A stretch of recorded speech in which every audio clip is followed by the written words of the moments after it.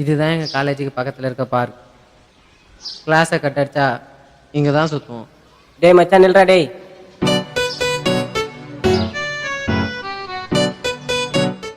மற்றவங்களாம் எங்கடா? நான் வெளில வந்தோடனே மேம் உள்ள வந்துட்டாங்கடா, அதனால பசங்களாம் உள்ளே மாட்டிக்கினாங்க. எப்படி ரெக்கார்ட் நோட் முடிக்காதெல்லாம் மேம் வெளியே அனுப்ப தான் போகிறாங்க. எல்லாரும் வந்துட்டா ஜாலியாக இருந்திருக்கலாம். குர்ரா மச்சான் பார்த்துக்கலாம்.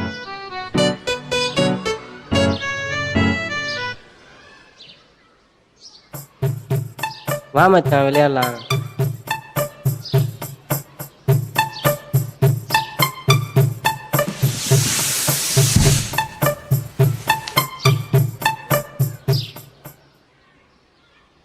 டேய் வா மச்சான் விளையாடலாம். கம்னரா டே. ஏன்டா சோகமாக உக்காண்ட்ருக்க? எந்த ஒரு விஷயத்தையும் வெளியே சொன்னாதான் மச்சான் முடிவு கிடைக்கும். வெளியே சொல்லல குழம்பா தான்டா இருக்கும். வெளியே சொன்னாலே அந்த விஷயத்துல பாதி ஜெயிச்ச மாறுறா. படித்த நம்மளே இந்த சமுதாயத்தில் எவ்வளோ அவமானப்படுத்துகிறாங்க, அசிங்கப்படுத்துகிறாங்க, ஏமாத்துறாங்க. ஆனால் எங்கள் அப்பா அம்மா எவ்வளோ அசிங்கப்பட்டிருப்பாங்க, அவமானப்பட்டிருப்பாங்க, கஷ்டப்பட்டிருப்பாங்க. எவ்வளோ கஷ்டப்பட்டு என்னை வளர்த்துருப்பாங்க. அதை நினச்சாலே எனக்கு ஒரு மாதிரியாக இருக்குடா. இன்னும் கொஞ்சம் நாளில் ஃபைனல் செமஸ்டர் முடிய போகுதுடா. அடுத்து என்ன பண்ண போகிறேன்னே தெரில. இதில் வேற வீட்டில் முதல் பட்டதாரியே நான் தான். அதை நினச்சி சந்தோஷப்பட பட முடியல. சரி, நீ என்ன பண்ண போகிற? நான் இந்த ஜாவா பைத்தான் அந்த மாதிரி எதனா கோர்ஸ் முடிச்சுட்டு ஒரு ஐடி கம்பெனியில் ஒரு 4 வருஷம் வேலை செஞ்சுட்டு ஊரோட வந்து செட்டில் ஆகலான்னு இருக்கு மச்சான். மச்சான் போய்க்கு தஞ்சாவூர் எங்கே வேணாலும் போய்ச்சிக்கலாம். அடுத்து என்ன பண்ண போகிற நீ ஆச்சு தெரியுதா இருக்கே மச்சான்?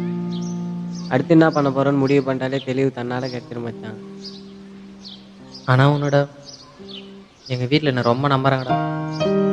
என்னால் அவங்க நிலமை மாறுன்னு நினைக்கிறாங்கடா. அவங்க பட்ட கஷ்டம் நான் படக்கூடாதுன்னு நினச்சி தான் என்னை காலேஜுக்கு அனுப்புகிறாங்க.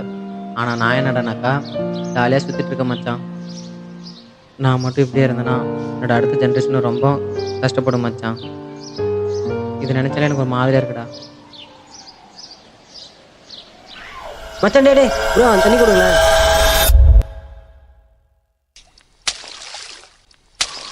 டேய் ஏந்திரா டேய், என்னடா ஆயிடுச்சு? ஏந்திரா ஏந்திர மச்சான், ஏந்திர மச்சான். ஃபஸ்ட்டு உக்காரா, ஒரு நிமிஷம் உக்காரா. டேய் என்னடா மச்சான், என்னடா ஆயிடுச்சு? நல்லா தான்டா பேசுங்க.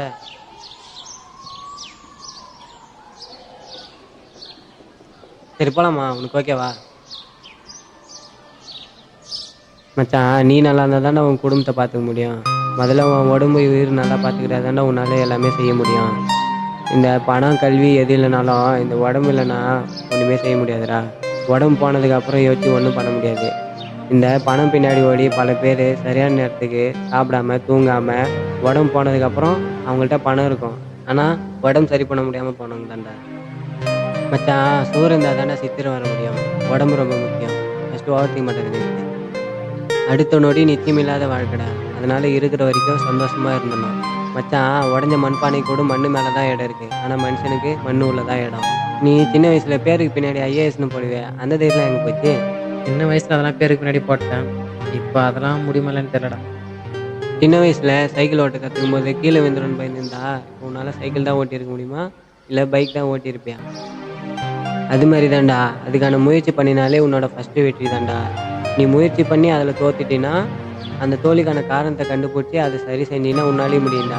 யோசி. ஆனால் ஓவர் திங்கிங் உடம்புக்கு ஆகாது. ட்ரை பண்ணுறேன் மச்சான். ஹலோ சொல்கிறா.